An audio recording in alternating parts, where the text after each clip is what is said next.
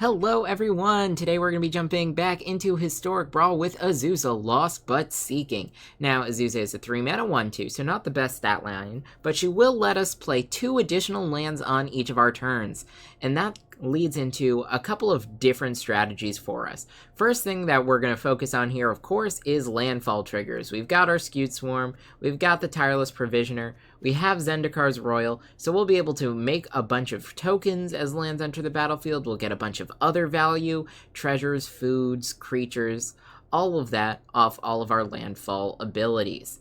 Now, after that, we do have a focus on having some lands that are high value to us. And because of that, we actually have some recursion abilities, letting us make sure that we can hit those 2 land drops even when our hands are empty. So we have things like Crucible of Worlds, we have Random Map Excavator, right? We have ways to play lands out of our graveyard, and we have lands that we can continue to play, things like Cabaret Courtyard. So this is going to let us find a forest, and we can actually play this as our land drop and our 2 additional land drops from our graveyard, finding 3 forests even if our hand is empty. We also have a relatively fun line in Ghost Quarter, where we can start destroying our opponent's lands. Of course, they will be able to get basics, but they only have so many basic land cards, and maybe we're going to figure out just how many that is. The Hunter's Maze is also another good card here, where it does enter the battlefield tapped, but we can draw a card every turn if we do set up that particular loop with Azusa. Now, second to the landfall value, of course, we are going to be playing a ton of lands, which means that's a ton of ramp, which means we get to play some huge creatures. So up at the top end of our deck, we've got Emrakul, we've got the World Spine Worm, we have Ulamog, Craterhoof, right? We've got all of the big creatures. Primeval Titan's going to find us more lands, we have Cavalier of Thorns, we have a lot of huge creatures, as well as ways to get them out of our library, things like Court of Calling, Eldritch Evolution, Green Sun's Twilight, Finale of Devastation, tons of different ways of searching our library for one of those expensive creatures and getting it into play with all of our mana. Now, if you guys have been enjoying my content, make sure you subscribe to the channel to stay up to date on my latest videos, and if you do enjoy this video, give it a like. Let's go ahead and see how this deck does. Alright, looks like our opponent's going first, but we do have a decent opening hand. I'm fine with keeping this. Springbloom Druid's going to give us some ramp. We can find some extra basics with Nessus Triumph. We do have Green Sun's Twilight here, so we will be able to cast that for 5+. Eldritch Evolution on the Druid is also going to be strong for us, so we have some solid plays. Playing into Tom Bombadil here, so actually I'm not too afraid of our opponent's interaction. Let's go ahead and keep.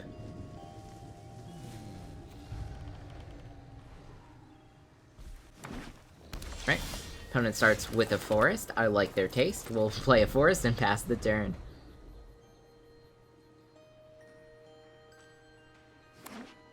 Okay, Mana Confluence. Now, we're going to go ahead and cast Nessus Triumph here. And just grab some lands. We'll discard one, that's fine. We now have a land in our graveyard. Right, so that's going to give us some potential value when we have that graveyard recursion. And of course, we do have options for this next turn. We could go ahead and play Azusa and get 2 more land drops. But I actually think we're going to go for the Tireless Tracker here. That's a great draw off the top, and that's going to synergize really well with both Azusa as well as this Druid here. Alright, that gets destroyed, and that makes perfect sense to me. Well, now let's go ahead and play Azusa, Ghost Quarter, and Elvish Reclaimer.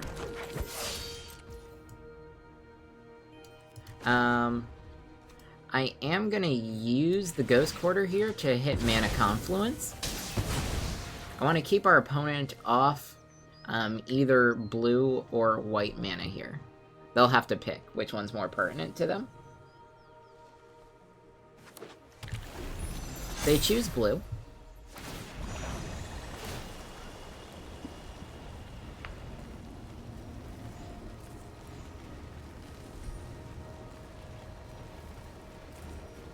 Now, they do have one Saproling. That's going to be quite large because of that final trigger here, but they did not have Tom Bombadil on the battlefield, so I actually don't feel too terrible about this. Alright, so I think what we're going to do here is start with the Cultivate. Grab 2. That's going to allow us to play this, and now we can activate Elvish Reclaimer. We are going to wait for our opponent's turn to do that. Going to deal 1 damage here. They'll have Death Touch, so there's no reason to block their 1/1, but might as well hold up the Reclaimer anyway. Make them think we have some other spell in our hand. Yep, no blocks.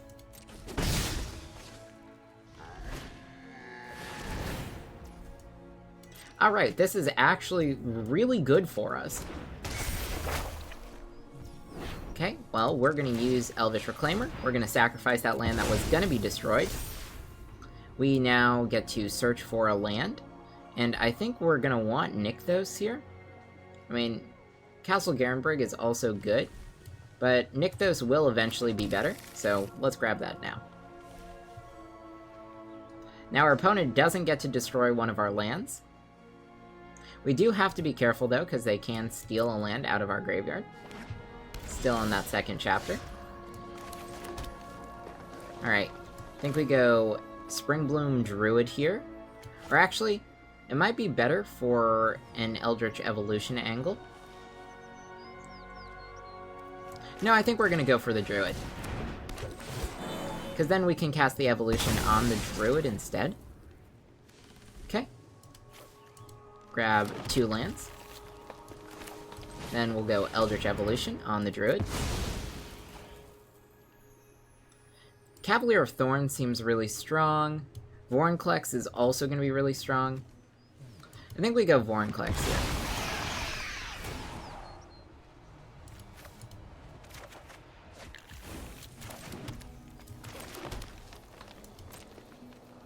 And then we'll once again attack with the Azusa. Pass here. Can use the Elvish Reclaimer's ability to get another land. Yep, opponent takes a Ghost Quarter. They're going to use that on Nykthos. Almost certainly.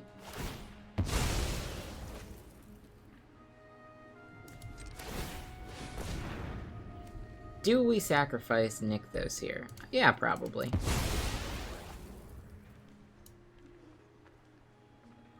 And I think what I want to grab here is going to be the Lotus Field. Seems like our opponent is focusing on targeting our lands, so having a hexproof land is going to be strong for us. Okay, there goes Vorinclex. And that's fine.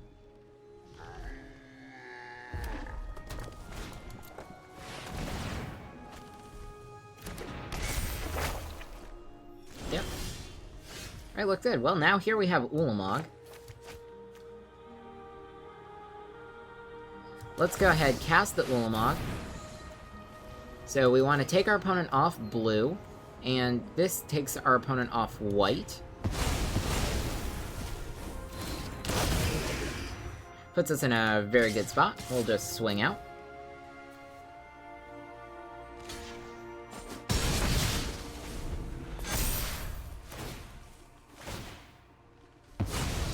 Yep. That's a good turn for us.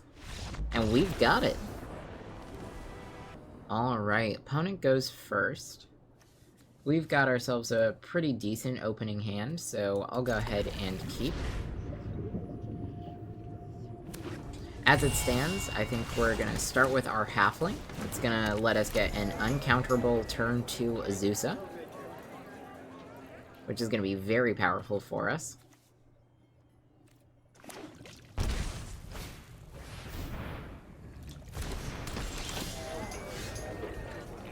Alright, so unfortunately for us, we're not going to be able to activate the abilities of our Delighted Halfling, so let's just go for the Overlook here.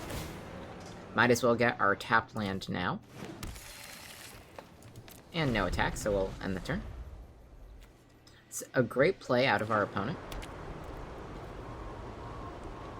So next turn, land drop Azusa 2 other lands. gonna be quite strong. Make our way up to a Primeval Titan.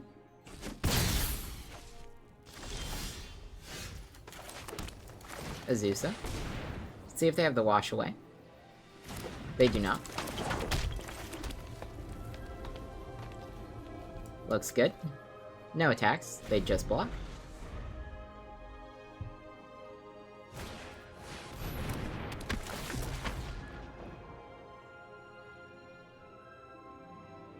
Yeah, Azusa can go in our hand, that's fine.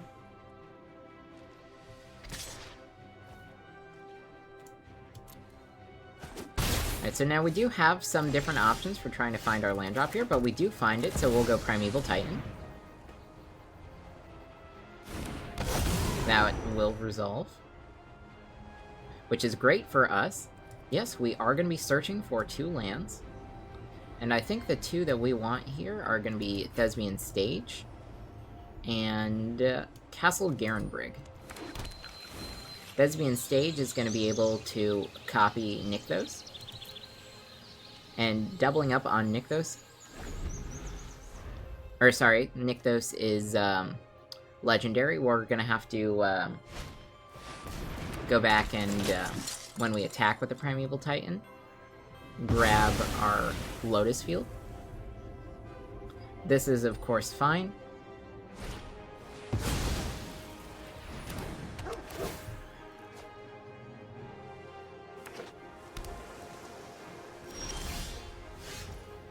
Alright, I think best course of action here is we need to do this for 3, we'll get our land drop. So let's start with the Lotus Cobra. Then we'll do Invasion on 3.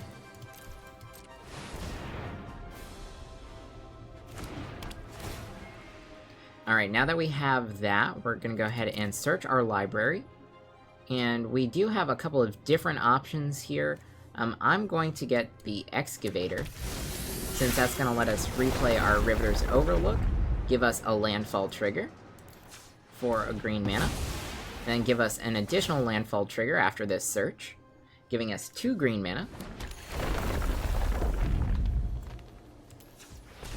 And we can either play Azusa or the Augur here. We're going to play Azusa.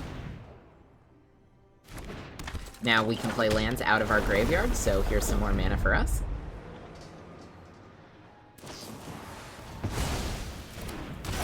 Primeval Titan is back for us.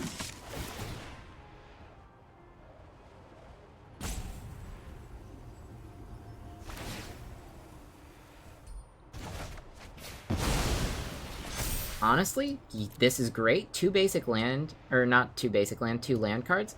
We're gonna get ourselves a Lotus Field, and we're gonna go ahead and get ourselves Ghost Quarter, so we have both of those. Landfall is gonna go ahead, trigger, give us some mana. We have to sacrifice 2 lands, so let's pick 2 forests. Green. Trigger off this. Grab one of those. Green. Giving us 4 mana. And I think we're just gonna go Augur here. Reveal Guardian Project. And no need to attack, we'll end the turn there.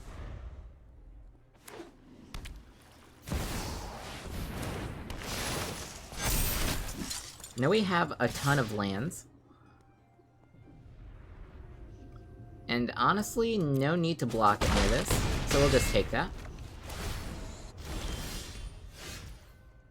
Now, right off the bat, let's start with this. Go ahead, add our 7. Let's go Guardian Project. Let's use, sorry, not Ghost Quarter. We want Thespian Stage to copy Lotus Field. Then we go Primeval Titan. I'm gonna take action here. 2 lands. Let's go Cabaret Courtyard and Broker's Hideout.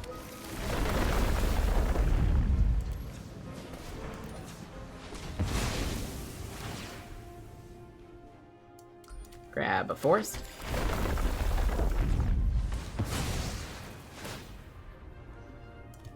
Grab a forest. Field of Ruin that we can play off the top.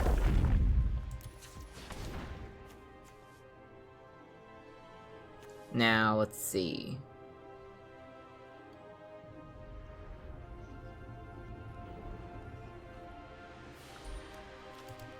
Is there anything that we want to do here? I think we go happen on a Glade. We're gonna grab some basics here. We can play our Elf off the top. Draw Zendikar's Royal. We're gonna play the Royal. Play a Reclaimer. Draw a Chord. We'll get to play a land here. Landfall. Token. Play the Elf. And we've got it. Alright, so now we are on the play, and we're going up against Kaya. I actually really like this opening hand. So we're gonna go ahead and keep it. Yeah, this looks really good. We're gonna try and rush out our Azusa. We have Crucible of Worlds and Fabled Passage, which is gonna be a great combination for us. We also have ways of giving ourselves landfall triggers. So what I think I'm gonna do here is I'm gonna go ahead and play out a Forest. We're gonna play out the Kami. And we'll go ahead and put the tapped Fabled Passage onto the battlefield as well. Start with that early ramp. We definitely want to have access to the most mana that we possibly can. Now, if we're lucky, we will be able to find the lands that we need once we cast Azusa for more landfall triggers, but if not, Fabled Passage can be one of those lands that will continue to recur. Now, Nissa's Triumph is actually pretty good as a drop for us here. We could also go with Roaring Earth. I think instead, though, we are going to go for the Nissa's Triumph here. Getting those extra forests are going to be very important since we're playing Azusa next turn.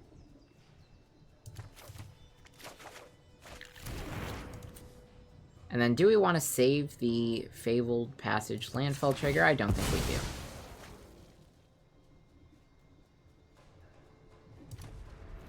Just go ahead and get a forest now.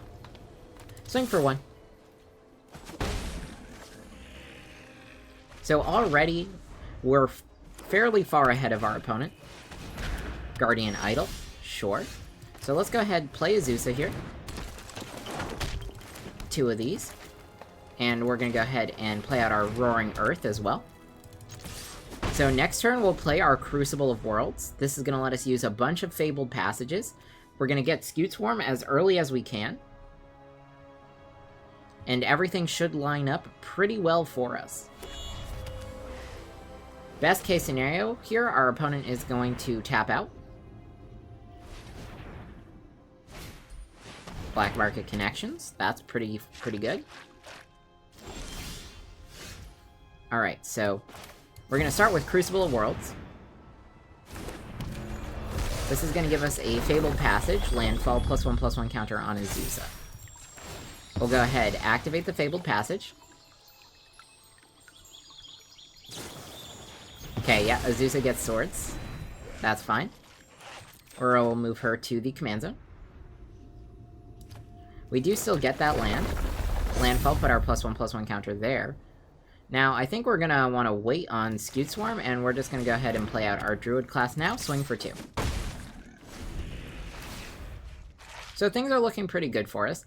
Next turn, we can play Azusa, and drop 3 Fabled Passages. We'll get Scute Swarm out somewhere amongst there. But we'll see. Again, our opponent may have more removal. We do want to be cautious of that. They don't have enough for Kaya just yet. They do have Ugin, though. Now, Ugin notably cannot hit the Crucible of Worlds. Curiosity and wonder drive civilization. Not Yep, it will hit our other landfall synergy, though, so that is going to stop those +1/+1 counters. Let's go Azusa. Gain a life. Get a land. Gain another life. Okay, almost there. After this, we'll play our Scute Swarm.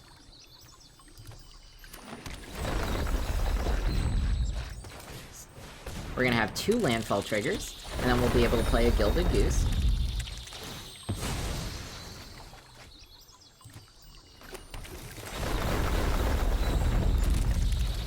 Gilded Goose. And we'll just force the block.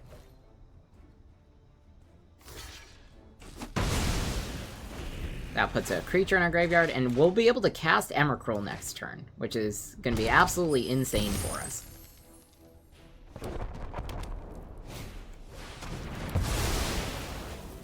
Alright, back in the command zone you go.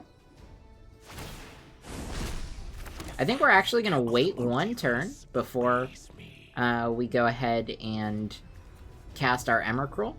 I want Ugin to be a little bit higher so we can start destroying our own permanents. So instead, let's go Azusa. And just keep ramping.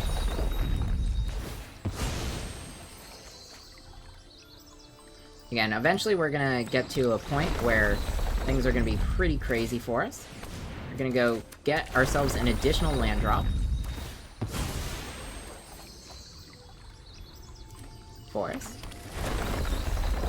We have a ton of life right now.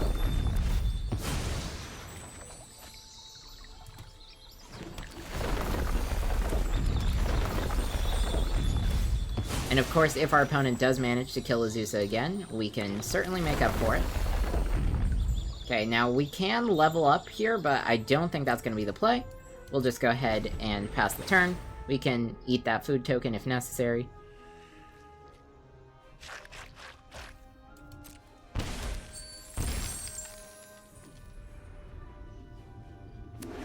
Our opponent is pretty low. We can have them lose 6. That's Kaya, sure. Get in, deal some damage, get out. Sounds easy enough. That's funny. They'll see that we have Emrakul.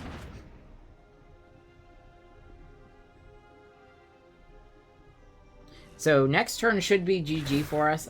I'm sure they'll concede to the Emrakul, but we're also going to go ahead and make a large attacker.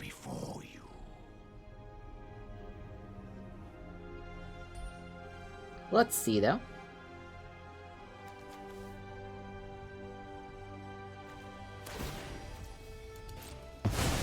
Okay, no large creature for us. Then your ghost. They do have a flying druid class. That's kind of fun. Fortunately for us, though, once we take our opponent's turn, that's going to bode really well. The fact that Kai is only at 3 counters, we can go ahead and kill her. Okay, let's sacrifice our food. Gain some extra life. Moving on to our turn. We're gonna go for Fabled Passage here.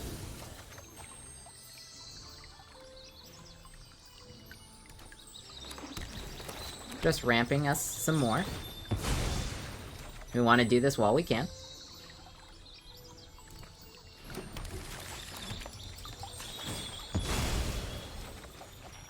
Alright, and now that Fabled Passage is in the graveyard, that land is reducing the cost of Emrakul. We've got that cast trigger. Even if they can remove the Emrakul, we're going to be in a solid position. No attacks. So now we move on to our opponent's turn. First and foremost, we're going to be doing all of those things. Let's see, Eldest Reborn. Opponent controls. Yep, so can't do that. Okay, so first and foremost, let's minus here. And we're gonna go ahead and exile, I don't know, just the Flying Druid class. Beat me this time. A gambit. We're not gonna put her in the command zone. Going down. Let's go ahead and Ugin, destroy that, kill Ugin, that's fine. Be gone. So now that's gone. We'll crack the treasures for black mana.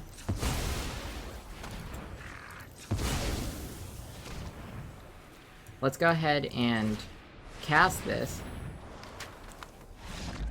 And we've got it. Alright everyone, I hope you enjoyed. Now, Azusa is definitely one of those commanders that I would view as the very strong competitive commanders for Historic Brawl. If you decide to queue in with Azusa, you can expect to win a bunch of games. Even though Mono Green doesn't have a whole lot of interaction, especially with this deck, just the sheer amount of value that we can push out onto the battlefield is going to become really difficult for our opponents to deal with. Not to mention that we have so many ways of recurring those lands from our graveyard, so each turn we're going to be hitting 3 land drops, even if our hand doesn't have any lands in it, which is going to be absolutely crazy for that value and for pushing out those big creatures that we have in our deck. I hope you guys enjoyed this video. If you did, make sure you give it a like, and I'll see you all next time.